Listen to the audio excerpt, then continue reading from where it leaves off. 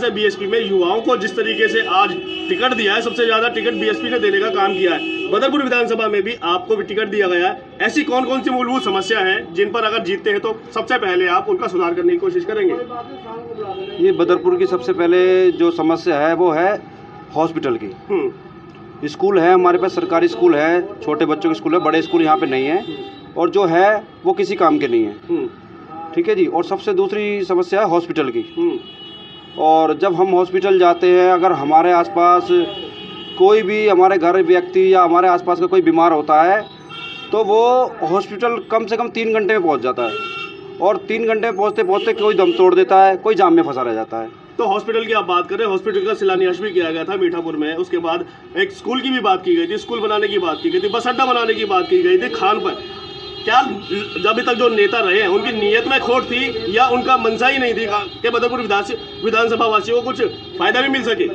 इन्होंने जी वादे तो करे थे कि हम यहाँ स्कूल बनाएंगे, वो सारी जगह कब्जा हो गई हैं। इनकी पर्सनल कब्जा हो गई है, ना इस पर स्कूल बना ना हॉस्पिटल बना, इनके खुद के वहाँ ऑफिस बन गए हैं, वहाँ सब चीज़ें इनकी कब्जा हो गई हैं। जितनी भी ज़मीन हमारे जैतपुर बदर में पड़ी थी सब कब्जा हो गई इनके राज में, बीजेपी और आम आदमी के राज में। अब आप क्या चाहते हैं कि यहाँ के क्षेत्रवासियों को कैसे निजात दिला पाएंगे इन सब? मैं जैतपुर बदरपुर की जनता से ये कहना चाहता हूँ, आप होश में आओ।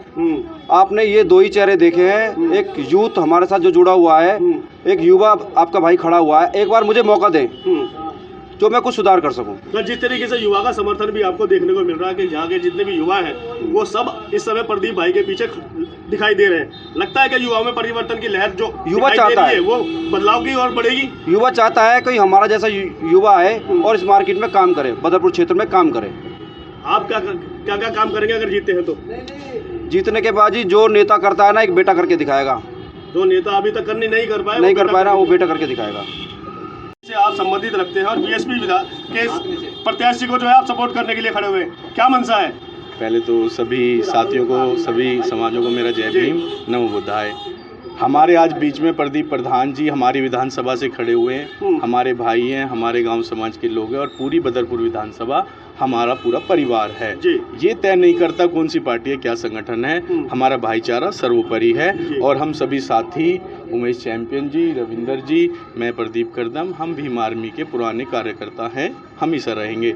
जब बात भाईचारे की है तो हम सब एक हैं, और इस बदरपुर विधानसभा में हम भाई को विधायक बना के जल्द से जल्द लाने वाले हैं। और 5 तारीख को इतनी वोट होगी जो कभी किसी ने सोची नहीं होगी, तो उसी रूपरेखा में हम काम कर रहे हैं। पूरा समर्थन हम सभी साथी, युवा, पूरी पीढ़ी, सभी संगठनों के, सभी पार्टियों के प्रदीप प्रधान जी को हम सब मिलकर के समर्थन दे चुके हैं, और पूरे जोर शोर से हम बदरपुर विधानसभा का इलेक्शन को शोर मचा के लड़ेंगे और ताल ठोक के लड़ेंगे। और जय भीम।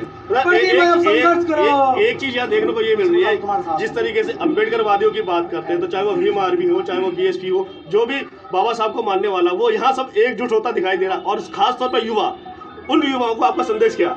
जी बिल्कुल, देखिए यदि बात बाबा साहब के विचारों की आए तो उसमें कोई पार्टी और कोई संगठन उसमें ये नहीं है कि विशेष तौर पे यही संगठन बाबा साहब की बात करेगा। वो सब समाज की बात करते हैं, और बाबा साहब की सिद्धांतों पे चलना मतलब एक सच्चाई और एक असमानता के खिलाफ में लड़ने के लिए। और वो आप देख सकते हो कि आप बदरपुर विधानसभा के अंदर कि जो 5 साल कोई और, 5 साल कोई और, जिस तरीके से यहाँ की जनता को तारीफ किया जा रहा है, जैसे गली मोहल्ले नाली वगैरह इन सब की कितनी परेशानियों से जूझ रही है जनता, तो उसमें एक हमारे युवा साथी हमारे बीच में आए जिनको हम भीम आर्मी से और आजाद समाज पार्टी से एक विधानसभा स्तर पे हम व्यक्तिगत तौर पे भाई को सपोर्ट कर रहे हैं और चाहते हैं कि इस बदरपुर विधानसभा की राजनीति में बदलाव आए।